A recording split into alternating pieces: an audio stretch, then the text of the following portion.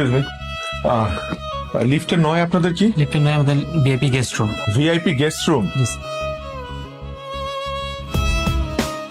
Hello hello Rumi, কি ব্যাপার মা, কাঁদতেছো কেন? তোর নানির অবস্থা তো ভালো না, হসপিটালে ভর্তি করা হয়েছে। কি বলো, কি হয়েছে নানুর? ক্যান্সার ধরা পড়েছে, ডাক্তার বলছে তোর নানির লাস্ট স্টেজ, হাতে বড় জোর 6 মাস সময় পাবো আমরা। তুই বৌমাকে নিয়ে সকালে চলে আসিস। আমরা আসতেছি। তোমার সাথে আমার কথা আছে। আমার তোমার সাথে কথা আছে, কিন্তু এখন না, সকালে। এখন না কেন? এখন বললে কি তোমার রোম্যান্সের ফিলিং নষ্ট হয়ে যাবে?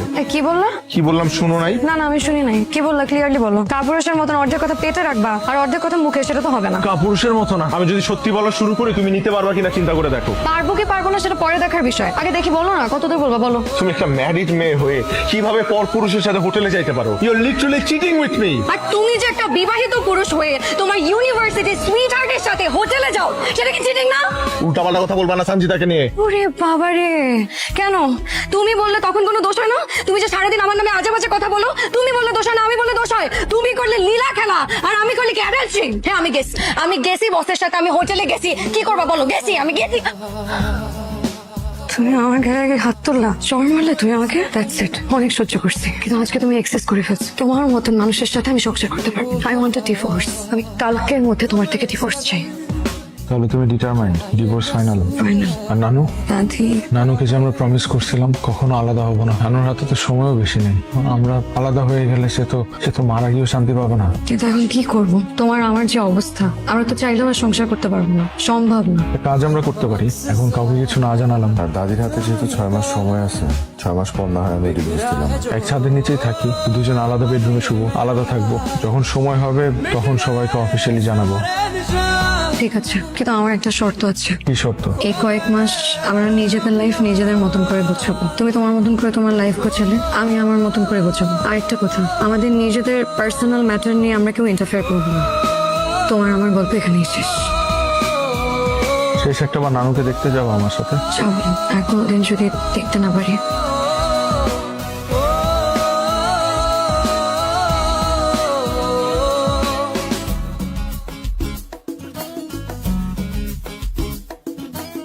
Mood of?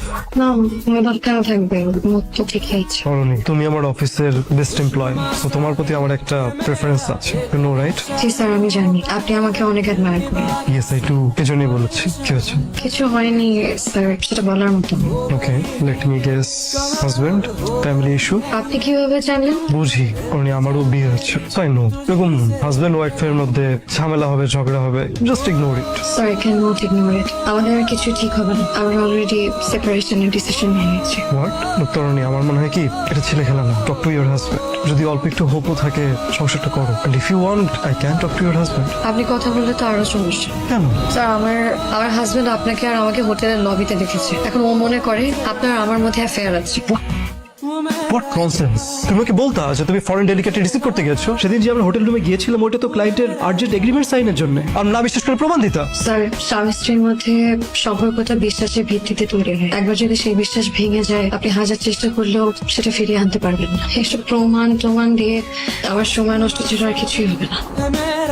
কি ব্যাপার, কথা বলছো না? কিছু হয়েছে? মন খারাপ? না, মন খারাপ না, ঠিক আছে। ঠিক না, আমি বুঝি। কিভাবে বুঝছো আমার মন খারাপ? দেখো, আমাদের সম্পর্ক নাই ঠিক আছে, কিন্তু একটা সময় তো আমি তোমাকে ভালোবেসেছিলাম, আর ভালোবাসার মানুষের মন বুঝতে সুপার পাওয়ার লাগে না।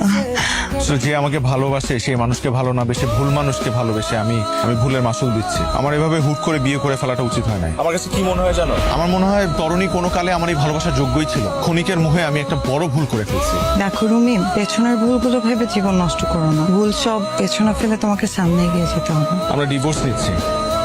ডিভোর্স? কি বলো? কি করব?